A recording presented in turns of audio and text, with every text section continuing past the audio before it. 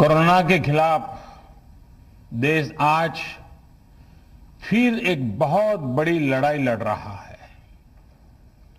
कुछ सप्ताह पहले तक स्थितियां संभली हुई थी और फिर ये कोरोना की दूसरी वेव तूफान बनकर आ गई। जो पीड़ा आपने सही है, जो पीड़ा आप सह रहे हैं, उसका मुझे पूरा एहसास है।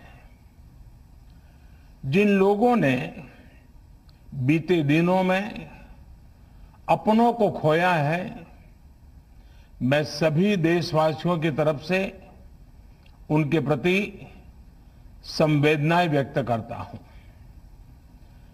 परिवार के एक सदस्य के रूप में मैं आपके दुख में शामिल हूं।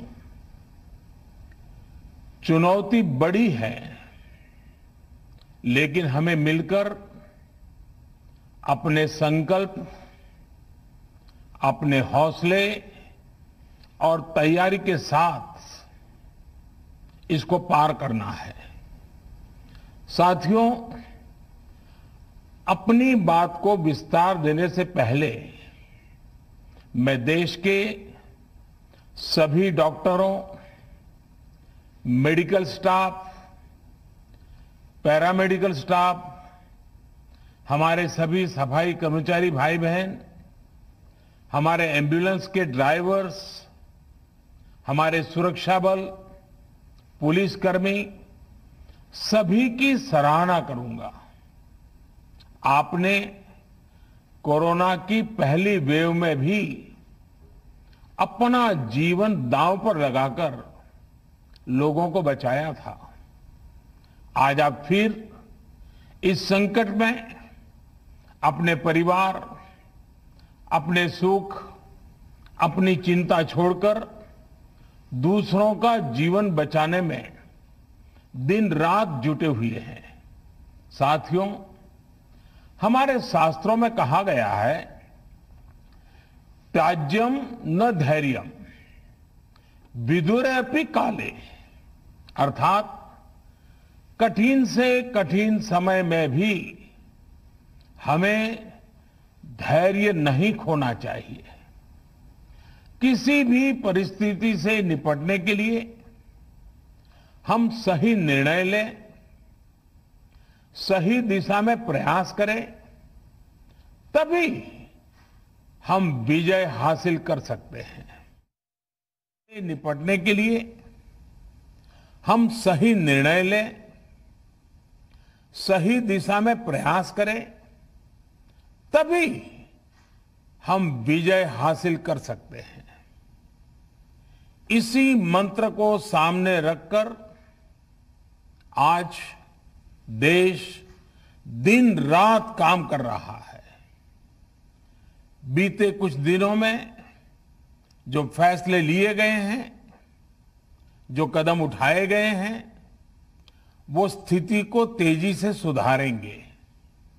इस बार कोरोना संकट में देश के अनेक हिस्से में ऑक्सीजन की डिमांड बहुत ज्यादा बढ़ी है। इस विषय पर तेजी से और पूरी संवेदनशीलता के साथ काम किया जा रहा है। केंद्र सरकार, राज्य सरकारें, प्राइवेट सेक्टर, सभी की पूरी कोशिश है कि हर जरूरतमंद को ऑक्सीजन मिले। ऑक्सीजन प्रोडक्शन और सप्लाई को बढ़ाने के लिए भी कई स्तरों पर उपाय किए जा रहे हैं। राज्यों में नए ऑक्सीजन प्लांट्स हो, 1 लाख नए सिलेंडर पहुंचाने हो, औद्योगिक इकाइयों में इस्तेमाल हो रही ऑक्सीजन का मेडिकल इस्तेमाल हो, ऑक्सीजन रेल हो, हर प्रयास किया जा रहा है। साथियों, इस बार जैसे ही कोरोना के केस बढ़े, देश के फार्मा सेक्टर ने दवाइयों का उत्पादन और बढ़ा दिया है। आज जनवरी फरवरी की तुलना में देश में कई गुना ज्यादा दवाइयों का प्रोडक्शन हो रहा है। इसे अभी और तेज किया जा रहा है। कल भी मेरी देश की फार्मा इंडस्ट्री के बड़े जो प्रमुख लोग हैं, उसके जो एक्सपर्ट लोग हैं, उनसे बहुत लंबी चर्चा हुई है। प्रोडक्शन बढ़ाने के लिए हर तरीके से दवाई कंपनियां की मदद ली जा रही है।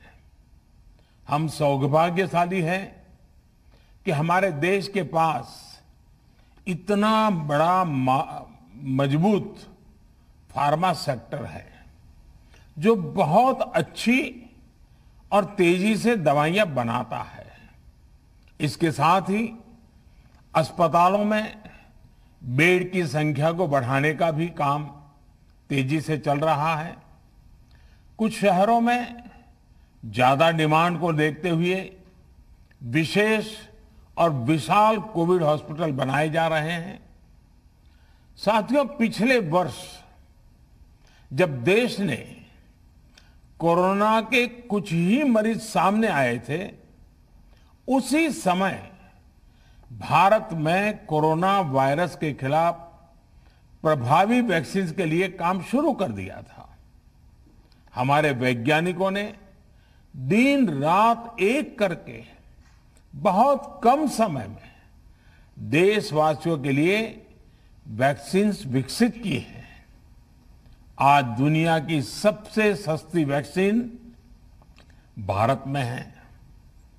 भारत की कोल्ड चेन व्यवस्था के अनुकूल वैक्सीन हमारे पास है। इस प्रयास में हमारे प्राइवेट सेक्टर ने इनोवेशन और एंटरप्राइज की भावना का बेहतरीन प्रदर्शन किया है। वैक्सीन्स की अप्रूवल्स और रेगुलेटरी प्रोसेसेस को फास्ट ट्रैक पर रखने के साथ ही सभी साइंटिफिक और रेगुलेटरी मदद को बढ़ाया गया है। यह एक टीम एफर्ट है जिसके कारण हमारा Bharat 2 made in India vaccine के साथ दुनिया का सबसे बड़ा टीकाकरण अभियान शुरू कर पाया। टीकाकरण के पहले चरण से ही गति के साथ ही इस बात पर जोर दिया गया कि ज्यादा से ज्यादा क्षेत्रों तक, जरूरतमंद लोगों तक वैक्सीन पहुंचे। दुनिया में सबसे तेजी से भारत में पहले 10 करोड़, फिर 11 करोड़ और अब 12 करोड़ वैक्सीन डोज दिए गए हैं। आज कोरोना से इस लड़ाई में हमें हौसला मिलता है कि हमारे health care workers, frontline corona warriors और सीनियर सिटीजन्स के एक बड़े हिस्से को वैक्सीन का लाभ मिल चुका है। साथियों, कल ही वैक्सीन को लेकर हुए एक और अहम फैसला भी हमने किया है। 1 मई के बाद से 18 वर्ष के ऊपर के किसी भी व्यक्ति को वैक्सीनेट किया जा सकेगा। अब भारत में जो वैक्सीन बनेगी उसका आधा हिस्सा सीधे राज्यों और अस्पतालों को भी मिलेगा। इस बीच गरीबों, बुजुर्गों, निम्न मध्यम वर्ग के लोग, 45 वर्ष की आयु के ऊपर के व्यक्तियों के लिए केंद्र सरकार का जो वैक्सीन कार्यक्रम चल रहा है वो भी उतनी ही तेजी से जारी रहेगा। पहले की तरह ही सरकारी अस्पतालों में मुफ्त वैक्सीन मिलती रहेगी, जिसका फायदा, जैसा मैंने कहा, हमारे गरीब परिवार हो, हमारे मध्यम वर्ग, निम्न मध्यम वर्ग के परिवार हो, वो उनका लाभ उठा सकेंगे। साथियों, हम सभी का प्रयास जीवन बचाने के लिए है, और जीवन बचाने के लिए तो है ही, प्रयास से भी ये है कि आर्थिक गतिविधियां और आजीविका कम से कम प्रभावित हो। प्रयास का तरीका यही रखा जाए। वैक्सीनेशन को 18 वर्ष की आयु के ऊपर के लोगों के लिए ओपन करने से शहरों में जो हमारे वर्कफोर्स है उसे तेजी से वैक्सीन उपलब्ध होगी। राज्यों और केंद्र सरकार के प्रयासों से श्रमिकों को भी तेजी से वैक्सीन मिले लगेगी। मेरा राज्य प्रशासन से आग्रह है कि वो श्रमिकों का भरोसा जगाए रखे। उनसे आग्रह करें कि वो जहां हैं वहीं रहे। राज्यों द्वारा दिया गया ये भरोसा उनकी बहुत मदद करेगा कि वो जिस शहर में हैं वहीं पर अगले कुछ दिनों में वैक्सीन भी लगेगी और उनका काम भी बंद नहीं होगा। साथियों, पिछली बार जो परिस्थितियां थी वो अभी से काफी भिन्न थी। तब हमारे पास इस वैश्विक महामारी से लड़ने के लिए कोरोना स्पेसिफिक मेडिकल इंफ्रास्ट्रक्चर नहीं था। आप याद करिए देश की क्या स्थिति थी। कोरोना टेस्टिंग के लिए पर्याप्त लैब नहीं, पीपीई का कोई प्रोडक्शन नहीं, हमारे पास इस बीमारी के ट्रीटमेंट के लिए कोई खास जानकारी भी नहीं। लेकिन बहुत ही कम समय में हमने इन चीजों में सुधार किया। आज हमारे डॉक्टरों ने कोरोना के इलाज की बहुत ही अच्छी एक्सपर्टीज हासिल कर ली है। वो ज्यादा से ज्यादा जीवन बचा रहे हैं। आज हमारे पास बड़ी मात्रा में पीपीई किट्स हैं, लैब्स का बड़ा नेटवर्क है और हम लोग टेस्टिंग की सुविधा को निरंतर बढ़ा रहे हैं। साथियों, देश ने कोरोना के खिलाफ अब तक बहुत मजबूती से और बहुत धैर्य से लड़ाई लड़ी है। इसका श्रेय आप सभी को, सभी देशवासियों को ही जाता है। अनुशासन और धैर्य के साथ कोरोना से लड़ते हुए आप देश को यहां तक लाए हैं।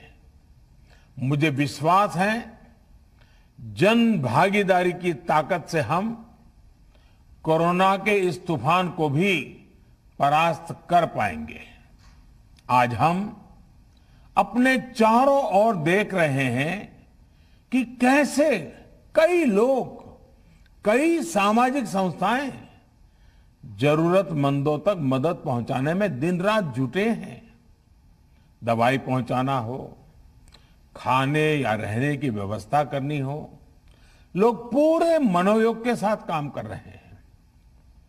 मैं इन सभी के सेवा भाव को आदरपूर्वक नमन करता हूं और देशवासियों से अपील करता हूं कि अधिक से अधिक मात्रा में इस संकट की घड़ी में देशवासी आगे आएं और जरूरतमंदों तक मदद पहुंचाएं। समाज के पुरुषार्थ और सेवा के संकल्प से ही हम ये लड़ाई जीत पाएंगे।